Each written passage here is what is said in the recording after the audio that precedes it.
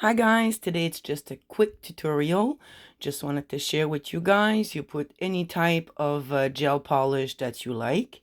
You take dish soap, you whip it up, you make bubbles, and then you cure for demanded time. Then after it's cured, you simply pat dry. Okay, you can put some alcohol on your paper towel, just in case there's a sticky residue. And it's hard to see maybe, but see there's a big, you can use this like dragon scales, dragon skin, snake skin.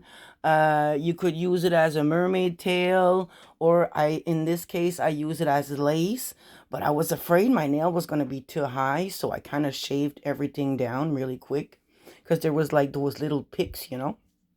So anyways, it's just quick. It's just to give one of my subscribers some inspiration. I'm sure Sylvie is going to come up with a great design.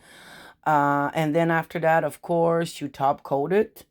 And pretty self-explanatory, right? So there you go. Doop, doop, doop. Now I'm just going to put a decal. I could have done this with my dotting tool, but I just put a flower decal. After I put the decal, I'm just gonna again top coat over it, put a few gems in the center of my flowers and call it a day. And it's kind of a lacy look. See? But used in other circumstance, it could be like a dragon skin, snake skin, mermaid tail skin. But in this case, I use it as lace.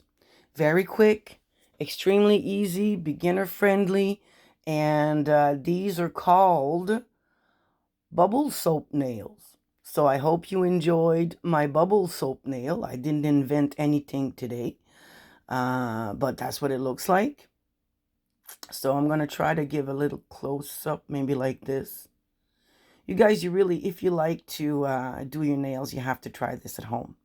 Love you all. Thanks for watching.